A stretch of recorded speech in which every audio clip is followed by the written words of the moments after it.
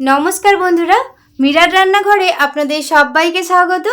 আজ কলা পাতায় মোড়া একদম সহজ একটা পিঠে রেসিপি আপনাদের সাথে শেয়ার করছি। আর এই পিঠেটা তাল দিয়ে বানাবো, খেতেও হবে দারুণ নরম তুলতুলে হয়। চলুন তাহলে পুরো রেসিপিটি দেখার জন্যে অনুরোধ রইল। প্রথমে এই রেসিপিটা বানানোর জন্য এখানে আমি একটা বোল নিয়েছি। এবার বোলের মধ্যে নিয়ে নেব 1 বাটি তালের পাল্প। আর তালের পাল্পটা আমি ভালো করে ছেঁকে নিয়েছি।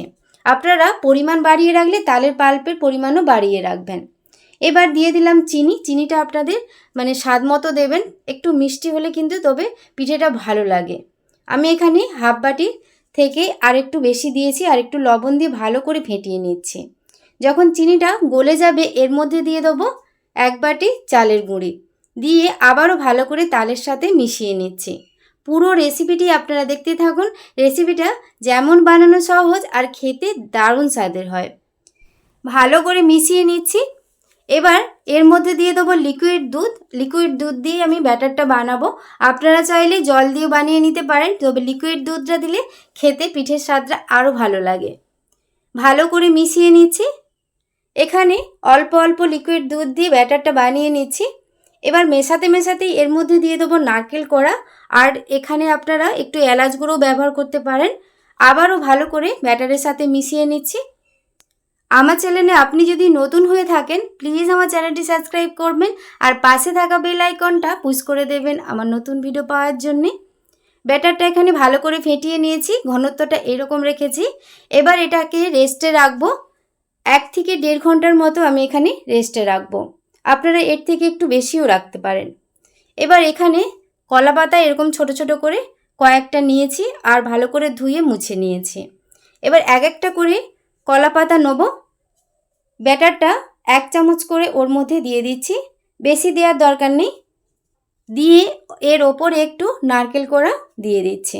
দেখুন খুবই সহজ, একবার দেখলে এই পিঠেটা বানিয়ে নিতে পারবেন খুব সহজেই।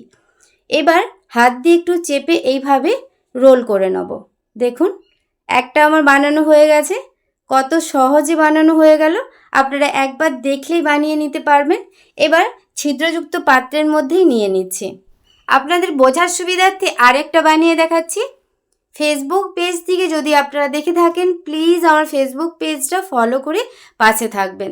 দেখুন এইভাবে কয়েকটা আমি পিঠে বানিয়ে ওই ছিদ্রযুক্ত পাত্রের মধ্যে নিয়ে নিয়েছি। দেখুন কত সুন্দর হয়েছে।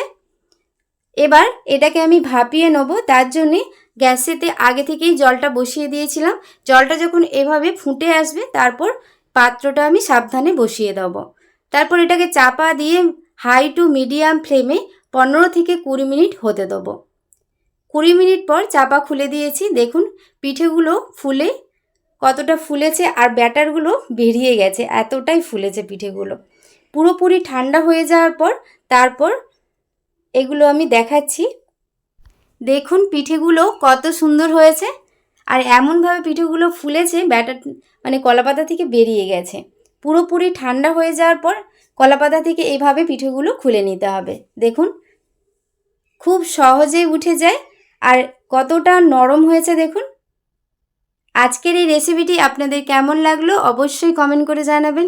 রেসিপিটি ভালো লেগে থাকলে প্লিজ একটি লাইক কমেন্ট শেয়ার করবেন। দেখুন কতটা নরম হয়েছে।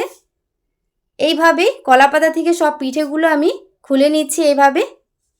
চলুন তাহলে আজকের মতো রেসিপিটি এ পর্যন্তই। সবাই খুব ভালো থাকবেন, সুস্থ থাকবেন, সাবধানে থাকবেন। ধন্যবাদ।